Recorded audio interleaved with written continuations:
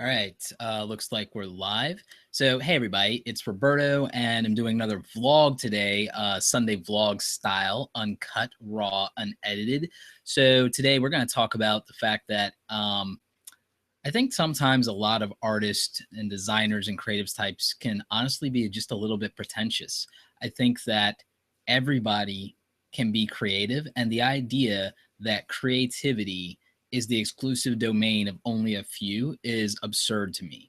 Creativity is a lifestyle and it's something that you can explore, just like anything else. You can grow this ability by feeding it and by just being active in pursuing your creativity. And there are plenty of people I know who can't draw their way out of a paper bag, but boy, are they great at ideas. And ideas are what creativity is about. It's about imagination, it's about being able to conceptualize things. Not having the artistic skills of execution, that's different. That doesn't make someone not creative. So the idea that so many designers and so many artists are so dismissive of other people's creative ability that are outside of that world of being executioners or practitioners, and they don't think that those people can come up with ideas or have the imagination or have the right to call themselves a creative person, that really bothers me.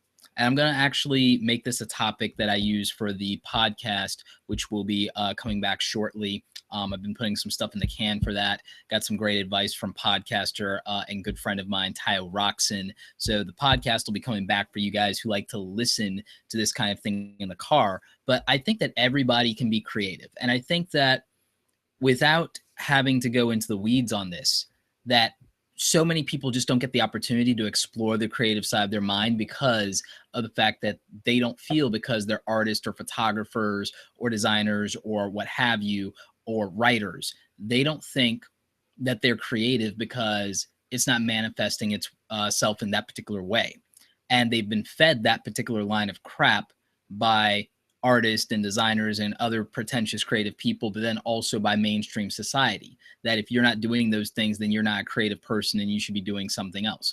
Like, you can be a creative person and not have those skills to execute. And in fact, a lot of times art directors, movie directors, creative directors at agencies, they don't have the chops to actually be a great photographer or a great cinematographer or a great writer or a great visual artist, but they have ideas that that person who can, do that other thing very well in terms of an execution would never have come up with on their own. There are plenty of great artists and designers that lack anything in terms of originality, and that's okay. They have artistic skills and they have technical skills, but they're lacking in the imaginative capacity to do something truly unique sometimes. And that's okay too, because that's where collaboration is so amazing. When you collaborate and you've got a great idea person and then a great practitioner and executioner, you can get something better than either of those people could do on their own. And I think that that's truly amazing. And the thing is, I think that more people should really identify and focus on their strengths and not get bogged down by their weaknesses. There are so many people that get discouraged because they see, a weakness that they have, and they obsess over getting 10% better in that weakness instead of maybe partnering with a friend or a colleague that is a 90 or a 100 at that thing that they're weak at. And so that you could then get from being a 70 or an 80 at the thing that you're really good at and get to being a 90 or 100 yourself. So, I would say, much like Gary Vaynerchuk is constantly preaching, focus on your strengths, go all in on your strengths, and don't give a crap about your weaknesses, but take that as an opportunity not to ignore them, but to bring in a relationship that actually can be more beneficial and bring out your strengths, bring the best out in you. Like, I love being around people that bring out the best in me or let me move on to my next idea, because then they're going to be a practitioner or executioner. You know what? So many people are afraid creatively of people stealing their ideas, but then their ideas sit in a sketchbook or a notebook or languish in their brain forever and never come to life, and they never get to create that awesome thing because they don't have the skill sets they need to execute on that thing right now, when they would have been better served putting it out there. And even if somebody else does it, great, it came to life. And, that could either be collaboration or just give the idea away. There are too many people like hoarding their ideas, and you only have so much time in your life. So what are you going to actually execute on? And if you're not going to execute on something, give someone else an opportunity. give someone else an at bat to create something awesome and share it with the world and bring that thing to life. Wouldn't you rather see that thing brought to life than die with you when you're gone someday because you never got to do it? So I think that those things matter. And I think that there's just a painful amount of romanticism in the creative and artistic world. And it's necessary to have some romanticism, but I mean romanticism to the detriment of actual, like, creative things happening and being brought to life and being brought into the world, and collaborations happening and people taking ideas and bringing them to life and bringing them to the world. I mean, can you imagine if like some people had lone wolfed it, and like what would happen if those things had never been brought into the world and been brought to life, had never come off the page? I mean, think about the fact that, like, I think that shows like Transformers, and I think that movies like Star Wars, I think they fundamentally changed my life by experiencing them as a child. I think watching Walter Disney stuff, the documentaries, and watching Disney movies and cartoons, I think they fundamentally impacted my life and played a role in my success today. So imagine if whoever was involved in that, because it took a team.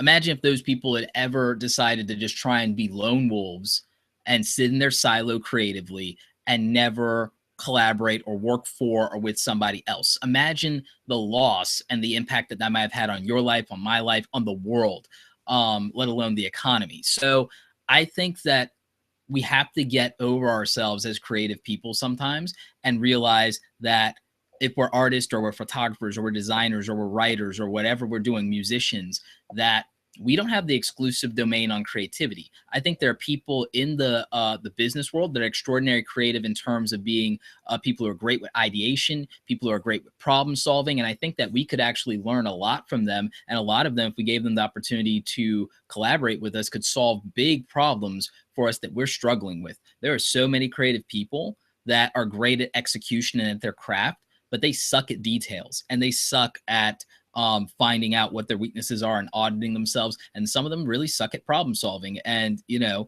that's not to be discouraging or to be pejorative toward anybody. It's just like, look, there's a lot of things that creative people, and you guys will, we have to admit this, that we just suck at sometimes.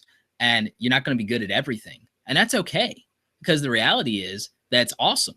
It's awesome because it means that there's an opportunity now. There's an opportunity to connect with somebody else who's good at the thing that you're not good at or that you're not great at, and then combine, you know, like, with your powers combined, I am Captain you know, you could, you know, you can do something like that. Or it's like, oh, form Voltron. You could, you know, just do that instead of trying so hard to be the number one at something.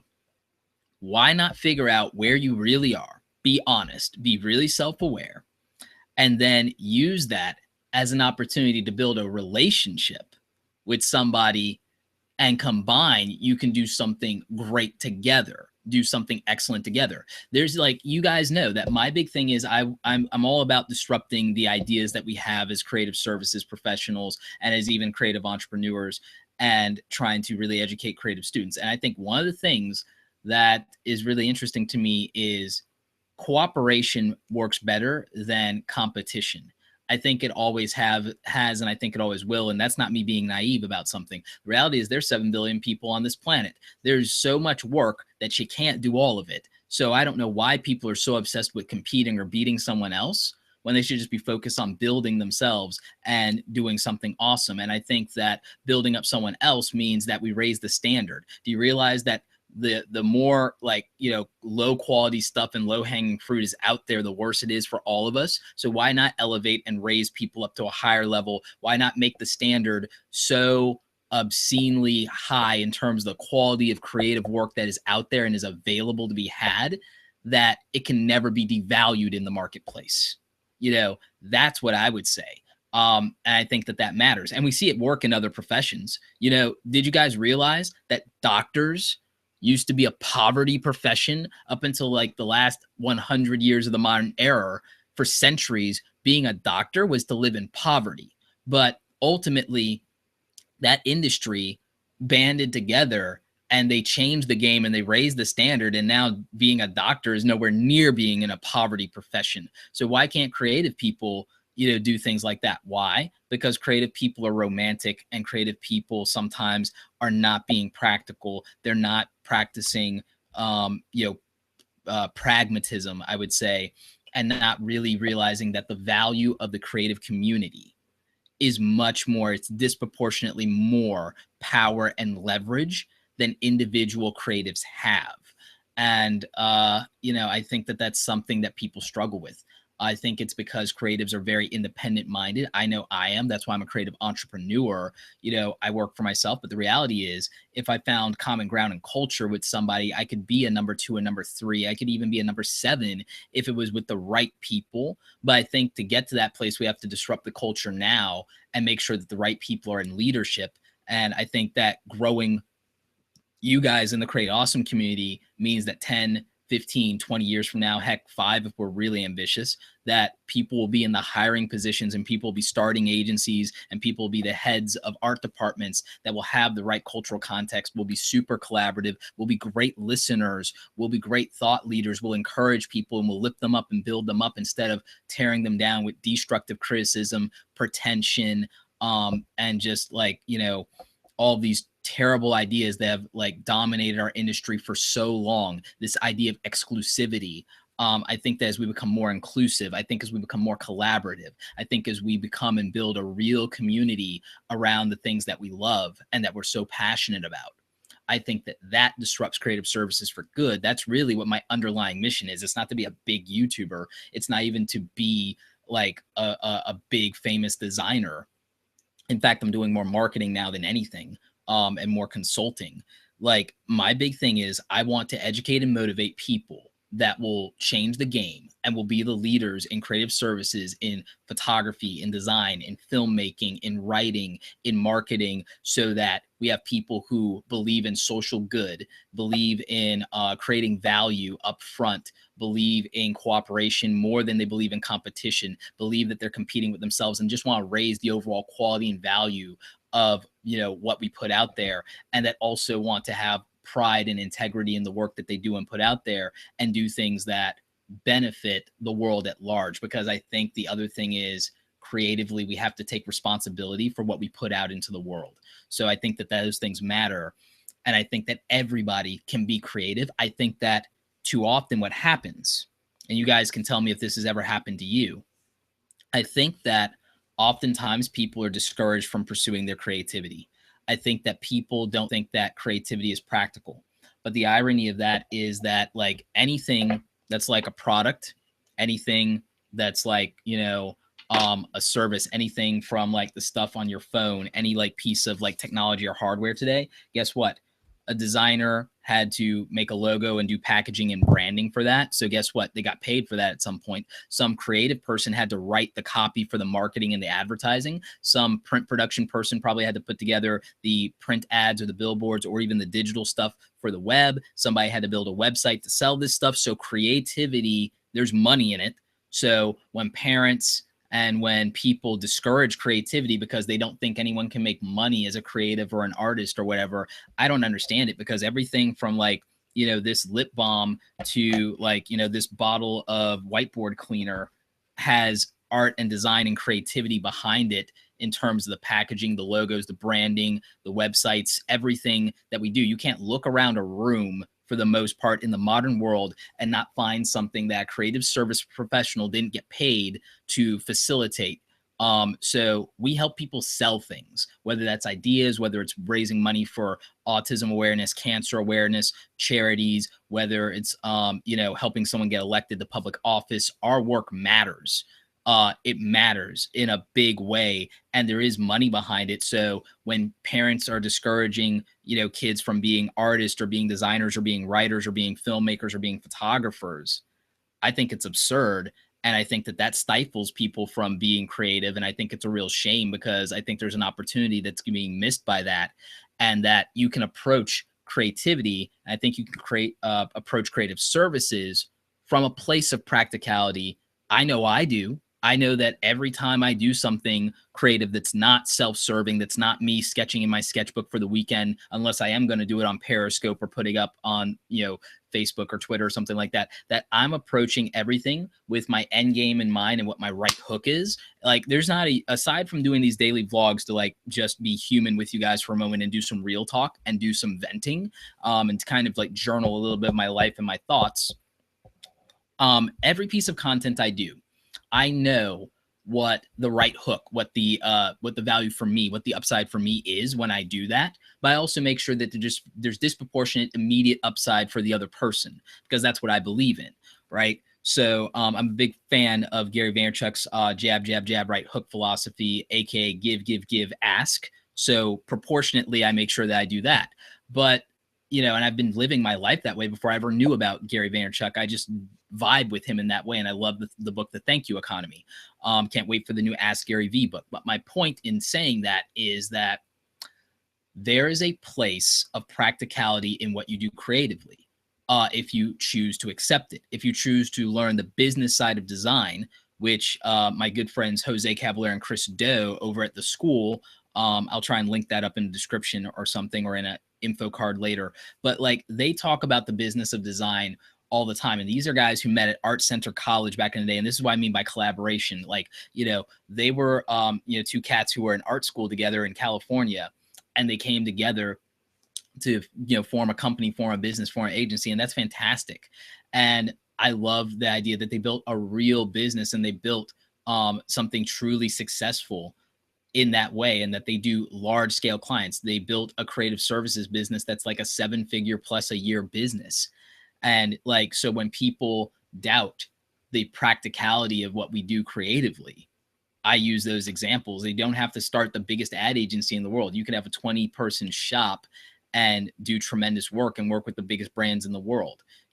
I can't talk about all the things I'm working on right now due to NDAs and contracts and stuff like that. But like, I'm getting to work with some of the biggest brands in the world as a solo entrepreneur. And at this point, I'm even actually collaborating with other freelancers to do bigger work now, or to even take up some of my smaller work so that I can focus on the bigger work. And, those things all matter. There's real like execution and real business that can be done for creative people, whether you're a writer. I mean, did you guys know that with the writing I do for How Design and Print Magazine and Creative Pro, that granted, this is not somebody's full-time salary, but I'm not doing this full-time. I'm doing that very much part-time every month. But part-time, I'm making like $15K a year as a paid writer part-time to do like maybe 6 to 8 articles in a month. And that's tremendous. Now that's not my like whole salary or nothing like that. I mean, I do a lot of different things, how I, make my money creatively. I've talked about that before, but the point is that somebody could do something like that, write for like 10 publications, do what they love as a writer, and they can make a substantial business, and then still have all the time in the world to spend time with their family and play with their kids and do stuff and everything like that. You want to talk about creative entrepreneurs that are not artists? Pat Flynn, smartpassiveincome.com. Pat Flynn is one of the most creative people that I've ever met, because he took the idea of this knowledge of making money online and also his personality and played to his strengths, and he built a real business around it that allows him to be the husband and father that he really wants to be. And he started as an architect, but he pivoted and became a real, like, not say that architects can't be real business people, but he became a real business person coming from the background of being laid off as an architect. So architecture in the California area in San Francisco was going down, and he got a heads up that, there were going to be layoffs, or that the firm might even close their doors. And he creatively was able to pivot and use the knowledge he had of architecture, build an online site that could help people get this green certification. And then he turned that into a real business that was making passive income, built info products around it. And then as he learned to do other things, he realized that what he really needed to teach people how to do was not get green certified as an architect, but teach people how to make money online. And he did that with smartpassiveincome.com, and the Smart Passive Income podcast has spun that off into building things like a podcast player and all these other ventures. And now he's putting out his second book, which I'm getting ready to get, and I'm going to review it here on the channel. But like, that's somebody who, again, yes, he was an architect and a creative person, but then he applied his creative problem solving skills in a completely different way and built like a business around it. So again, anybody can be creative, and creativity can mean completely different things. It doesn't always mean drawing a bloody logo. It doesn't always mean snapping a pretty picture. It doesn't always mean making a documentary film.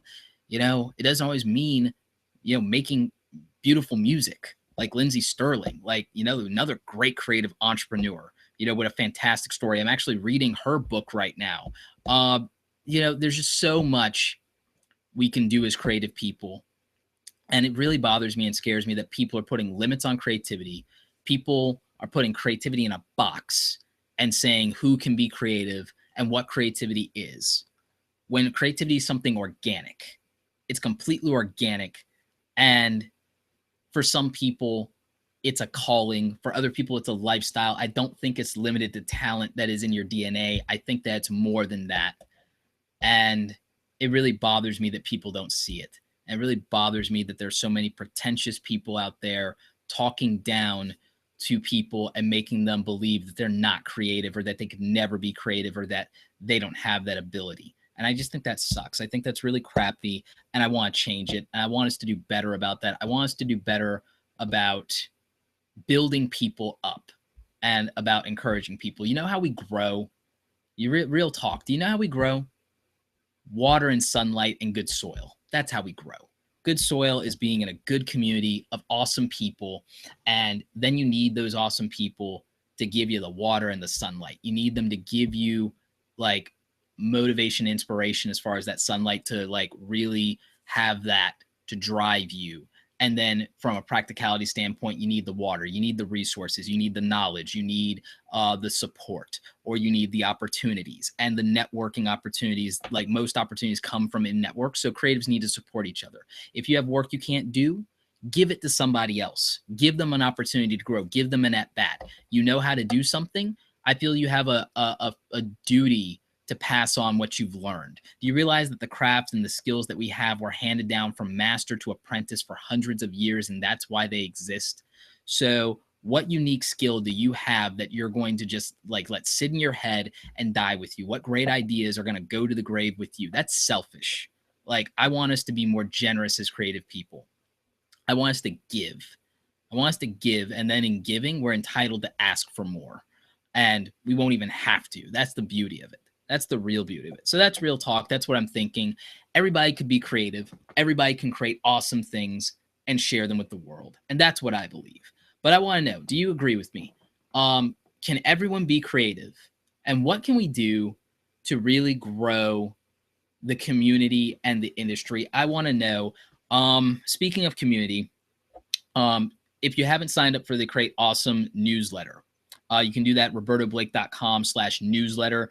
And what you'll get from me is you'll get some of my internal thoughts like this, just like you do in the vlogs, and some exclusive content where I'm just going to really talk to you guys. I'm just going to tell you guys, like, here's what I did that and what I'm doing that made me successful, or how I overcame an obstacle or a barrier. I think like last week's newsletter topic, which I should really do in this in a vlog or in a podcast, was how to get over procrastination and how to learn to start executing, because I feel like procrastination is one of the biggest things that creatives struggle with. I know I struggled with it for years, both creatively and academically. And I gave some practical measures and like my 6 things that I really focused on to get over procrastination. But quick teaser, ultimately create something awesome today is the answer to stopping your procrastination, if that's your big thing right now. It's a mandate for execution. You have to create something of value, create something you feel is good work that you'd be proud of, and you have to do it every single day, because that builds the consistency and the good habits that will, inform the rest of your life, and also get you really excited and motivated to, keep going. And you'll also have a win under your belt because you'll be able to see the results that you produced. So create something awesome today isn't just for motivation. It's something you actually have to do. So I would encourage all of you to create awesome things and share them with the world. So that's going to be it, guys. So thank you for chilling out with me Sunday. We had a lot of live viewers today. Thank you for taking time out of your day that you could have been spending executing or spending time with your family and just giving me, the opportunity to speak and to share with you guys. Speaking of sharing, if you think this would be helpful to somebody, please make sure that you're sharing it in social media. It's not really about helping me get more YouTube views. I've got plenty, hashtag modest brag.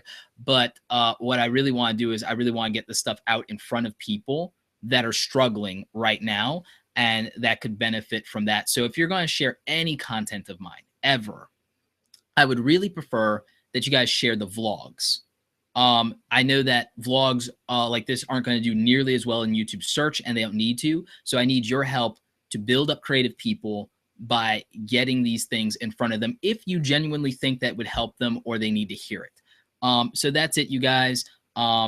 Stay on me about bringing the podcast back. I need accountability partners for that. So please beat me up about the podcast and about bringing it back. You can find the podcast on iTunes. It's the Create Something Awesome Today podcast. You can also find it directly at createsomethingawesometoday.com. It's in Stitcher and SoundCloud as well. So if you haven't listened to it yet, please listen to it. Let me know what you think. Leave a review, leave comments, and just let me know. And again, beat me up until I start putting out the podcast weekly again, because I really need help being more accountable on that one particular thing.